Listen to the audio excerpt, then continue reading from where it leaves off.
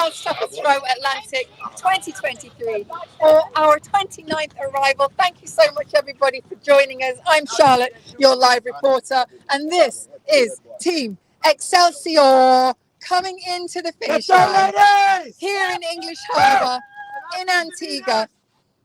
These guys have been rowing 3,000 miles across the Atlantic. No doubt it has taken them a whopping 60 days to get to this point, and it has been tough from beginning to end. Here we go. As I say, welcome to the World's Toughest Row Atlantic 2023. You are watching the arrivals. This is our 29th team, Team Excelsior, coming in to the finish line. Coming in hot, as the skipper says. Come on, Caroline, you got this. Come on, Richard. An event that sees a fleet of rowers in multi-crew teams of fives down to solos. This is our final trio to arrive in this year's race, rowing across the vast expanse of the Atlantic Ocean, now coming into English Harbour in Antigua, all the way from La Gomera, the Canary Islands, to Antigua here in the Caribbean. You keep seeing them looking over their right shoulder at family and friends that are up on the fort, waiting patiently for the flare to let them know that they have completed the challenge. Race start was on the 13th of December 2023. Today is the 11th of February 2024. That's 60 days of rowing. Let's go, ladies! You got it! Yeah! Woo! Well done! Oh, big blows Good job, there. Nikki, Caroline, and Richard! Rachel in the middle just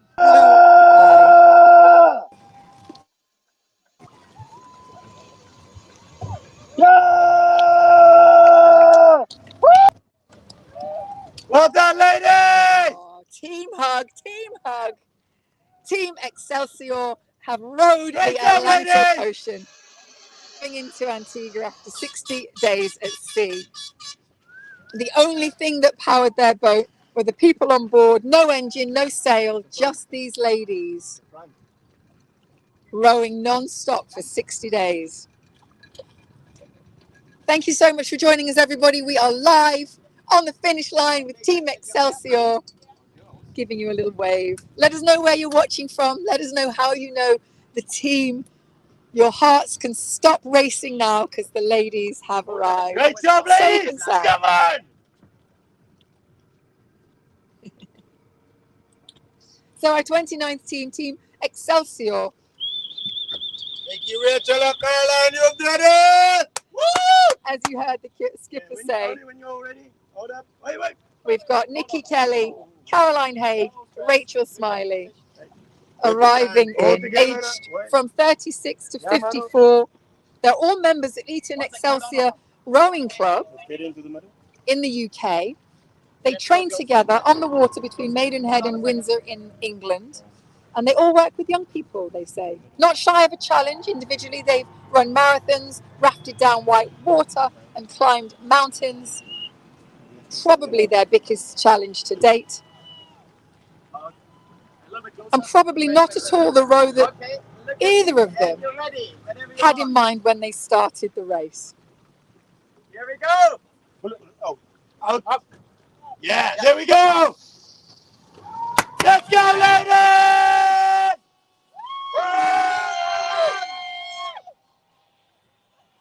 Great job, ladies!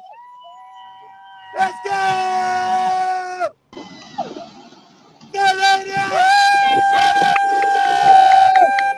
Awesome stuff, girls! Yes, ladies! Great job, ladies! What a finish! You did it!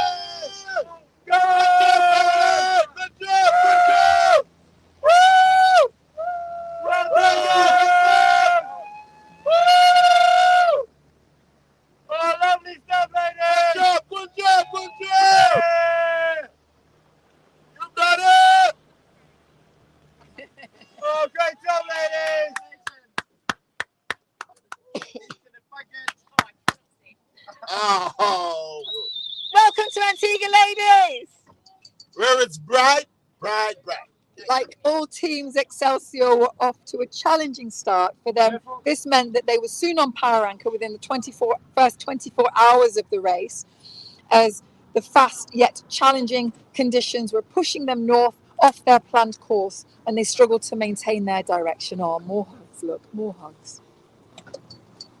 At that point in the race, all the teams towards the back and more northerly teams really suffered the most extreme conditions and had no choice but to push through to get past it. A hard reality as soon as you start this ultra endurance challenge. Imagine heading out on your first of 60 days into such an ordeal. It tested their self-belief, it tested their true grit, and quite possibly their resolve to continue. Even within the first week, they'd experienced their first knockdowns, being thrown sideways off a wave, and they broke 2 oars within a 5-minute window. Not at all what you need, but every team carries spares, so they had backup, which was handy. Then throughout the entire challenge, they've dealt with conditions pushing them every which way, seemingly away from Antigua. So much so, they must have thought that there was a conspiracy against them. And more recently, they were not at all excited about the weather conditions they experienced last week as they waited on power anchor yet again for the wind that was pushing them north to ease, saying they were dressed more for the North Sea than for the Caribbean. The dinghy's going to come pick up your passport, SIM cards, cell phones, media gear. Yeah. Nikki there at the back of the boat said to us that she was looking forward to the waves, but had not at all expected the waves that she experienced there in the beginning. And when asked what they were most looking forward to, they said a bed, a real bed, and a real shower. Not to mention a flushing toilet. At which point one of them said, a toilet, whether it flushes or not, a proper toilet, rather than the bucket that they've been using for 60 days.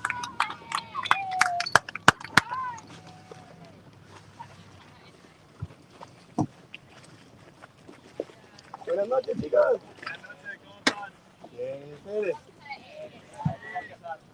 Was good?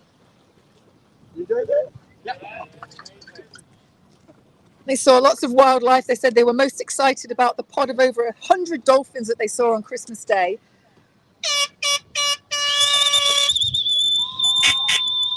It was quite the nice Christmas present that they received. They saw some minke whales as well in the distance at one point.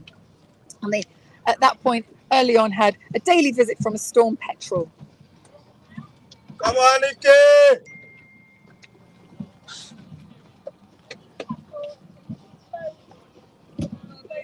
They had a marlin circling the boat at one point. They decided to play loud music and run the water maker, which has seemed to be the go-to action in the fleet this year to ward off any potential strikes of the boat. And they reported that they remained intact after the marlin had circled them, and they were delighted it didn't like their choice of music, which was Celtic punk stomping rock band from Scotland, Pete and Diesel. Will guide you in. Enjoy the last few meters. Thank you. As you heard, these ladies are going to now row themselves into Nelson's Dockyard. That should hopefully won't take them too long, but we'll keep the live going, so stick around. They will row themselves in. We'll go in ahead of them so that we can be on land ready to watch them row in to their family and friends and step onto land for the first time in 60 days. Welcome to Antigua!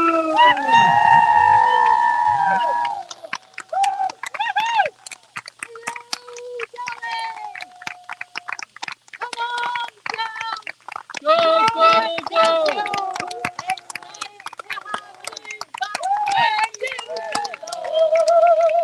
Another party party. The boat is doing its first crossing. So it's great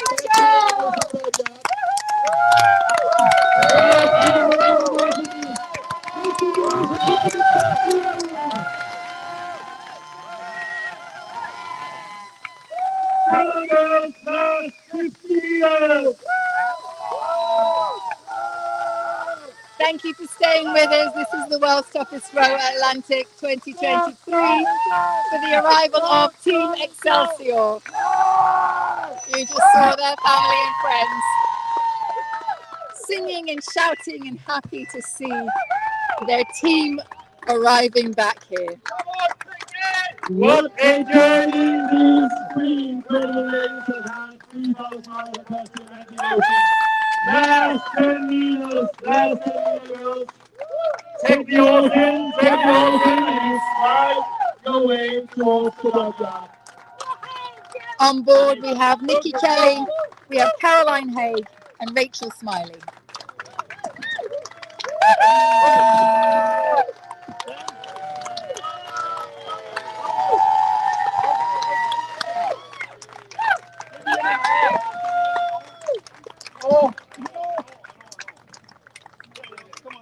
Rowing for two charities, these ladies are rowing for DASH, who provide specialist support to adults and children experiencing mental health issues, modern slavery, immigration, trafficking, homelessness, and the complex needs associated with domestic abuse. And then also, on behalf of Caroline's mum, who would have been 51, passed away some years ago, they're rowing for Thames Hospice, who provides specialist palliative care and end-of-life care services to people aged 16 and over.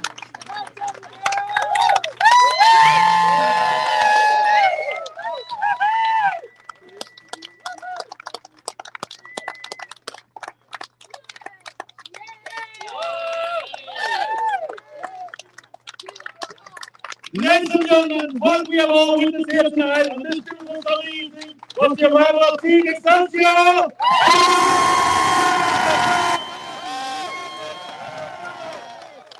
Come on!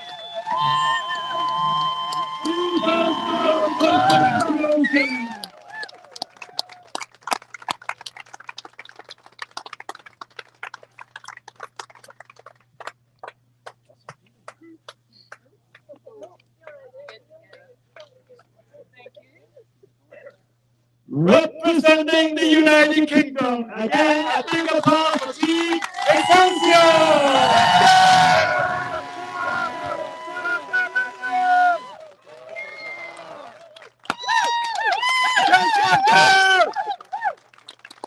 Come on, girl. Come on.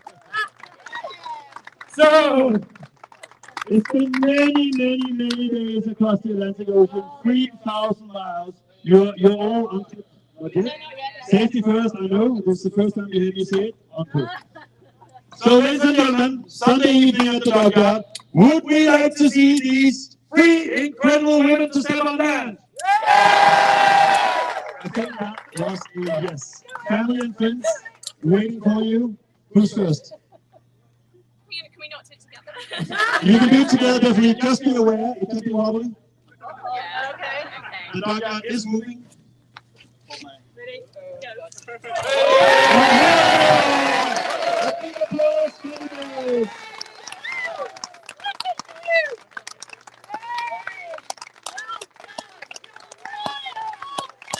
Go.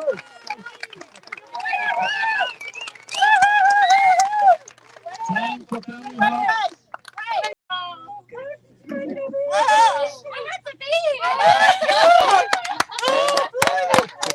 Surprise again. Surprise again.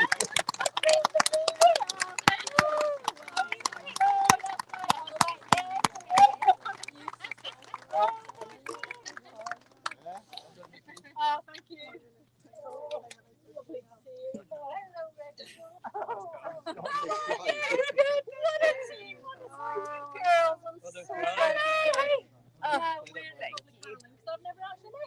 Hello, darling.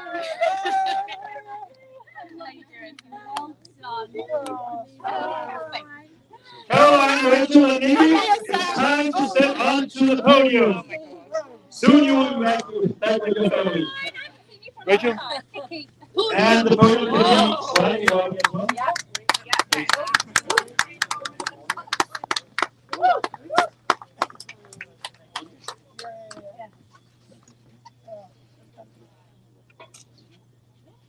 So, ladies and gentlemen, what we just witnessed here tonight, Sunday evening, tons of music up from Shirley Heights. We are the champions from the restaurant in the background here.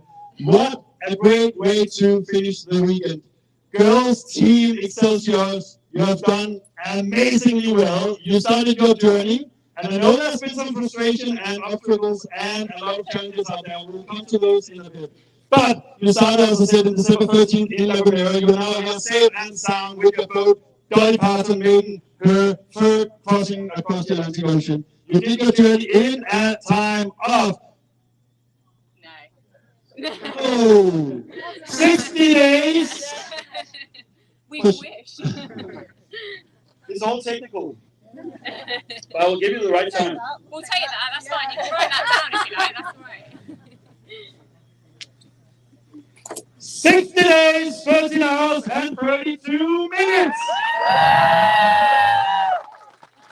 Which is definitely worth an applause. Well done, girls. We have a certificate of achievement handed over by being here, fellow ocean rower. Thank you. Double ocean rower from the Atlantic and the Pacific. Also, the world famous I Wrote the Atlantic t-shirts that you now can wear with brightness when you walk around here in Antigua.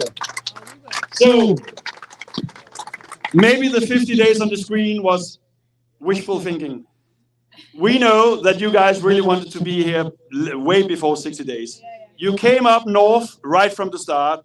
The weather, we haven't seen anything like it. Technical, difficult weather for the first 10 days of the race. Also at the end here, making it very difficult for you to push down south. And so you are a bit stuck up there. But you are here, and that's the most important thing. But tell us a little bit. Yeah, big applause for that. But tell us a little bit about the struggles in the first 10 days or 15 days where you were pretty stuck up north. Rachel. That first few days, I think we talked about it as being hitting every square on the ocean rowing bingo card. So if a line could have got wrapped around something, it got wrapped around something. If we could have got spun off a wave and pinned by the conditions, that happened. If we were, if there was an opportunity to be seasick, we'd be seasick. Power anchor was in and out. So we felt like, with the exception of seeing like a marlin, I think we'd hit pretty much everything we expected to in the first 3 days. And we were like, so we've got that out of the way now, surely we'll be fine. But we had whole days where we spent the whole day trying to get turned around and just couldn't get back underway.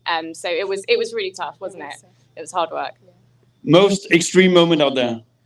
Oh, I think breaking 2 oars in one wave when we were trying to turn around, that was scary. And also it was early on in the crossing. So you think, what are we going to do if that happens again? Capsize was pretty good fun, wasn't it? Yeah. Hitting my head on the ceiling. Yeah, and then rolled onto me because we were in the cabin together. So, So 2 broken oars, obviously not the best start when you have 3,000 miles ahead of you.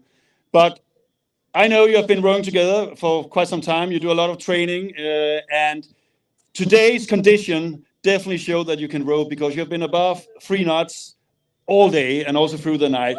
So we know what you can do with the oars when the right conditions are in place. So well done on that. Anything, like we have talked about the extremes out there and all the challenges, beautiful moments out there, wildlife, nature. So Christmas Day, we had a pod of about 100 dolphins just playing under the boat for like over an hour following us, which was amazing. Nikki and I have talked about the whole of Christmas week. We had my mum's Christmas cake and hot squash on the midnight. Christmas cake, that's a good thing to have an ocean rowing boat, but 100 dolphins, I mean, that must be mind-blowing. Yeah, that was amazing just to see some of that wildlife. It would have been nice to see a bit more, but we had loads of birds as well. And a few boats came to see us, which was always really good when people came to see us and just say hello. You have been very, very good at sending back content to your socials. I've really enjoyed following your journey. How was it to see Antigua when you could see Antigua for the first time some hours ago? How was that feeling? well, first of all, we saw just a glimpse of the light, and we were like, "There's light, there's land," and we were just so excited. We were hoping it wasn't just a figment of our imaginations, and then we saw land. Oh my goodness me, we almost had a mini party. It was just amazing. We couldn't believe it. It was like, here it is, we're getting there, it's getting closer.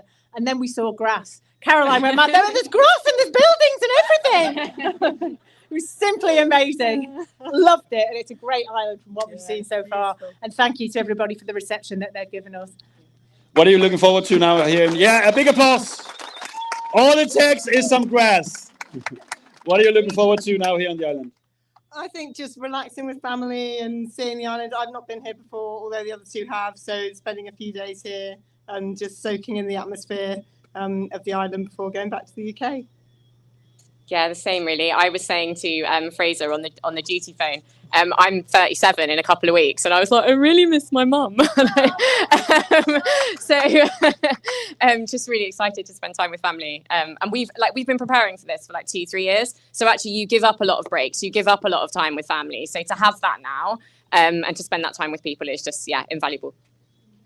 Incredible. You saw lights, and so did we, 3 of them. What an arrival into Nilsson Dockyard. You did your journey in 60 days, 13 hours and 32 minutes. Let's give it up, make some noise, and a big hip hip hooray for these 3 amazing women. Hip hip! Hip hip! Hip hip! Well done. Now you do a live interview with Charlotte on YouTube. After that, you're back with family and your first fresh meal on dry land and some cocktails maybe. And then it's all about enjoying beautiful Antigua. Over to Charlotte. Come on down here, ladies.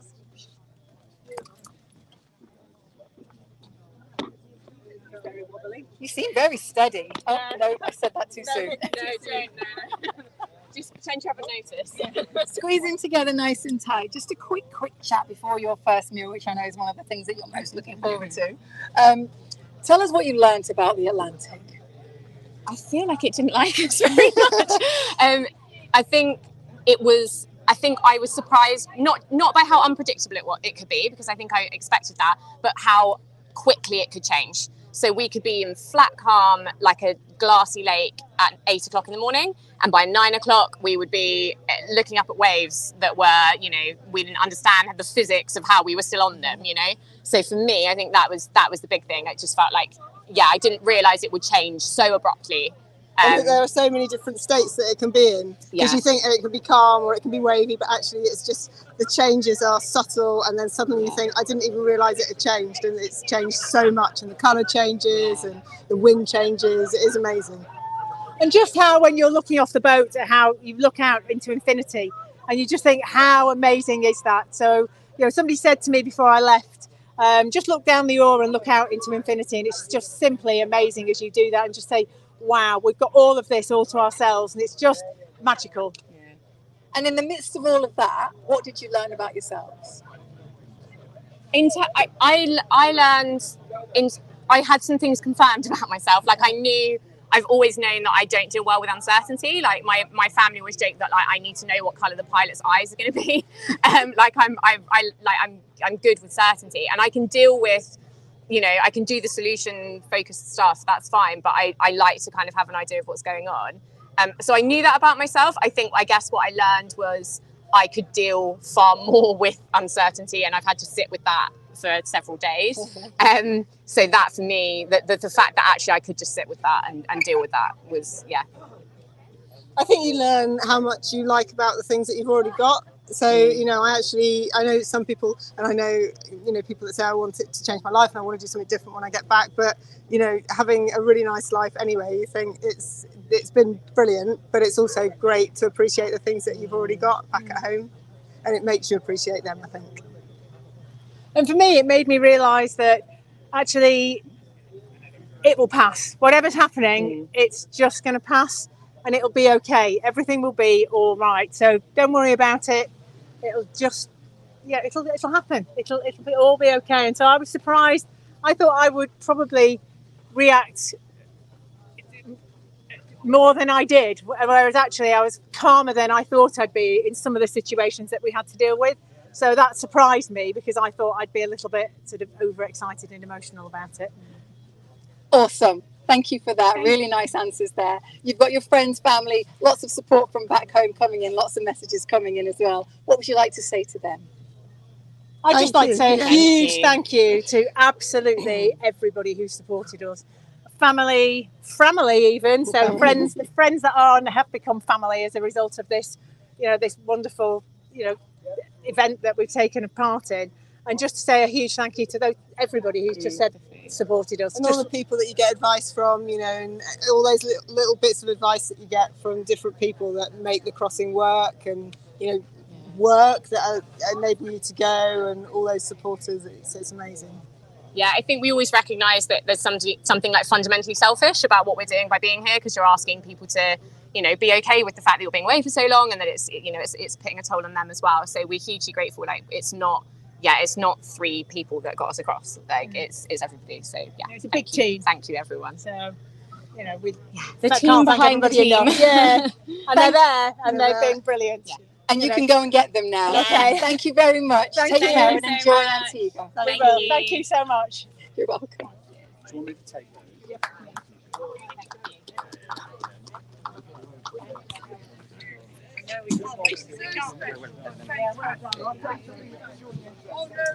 Ladies and gentlemen, give it up and a big applause for Team Excelsior!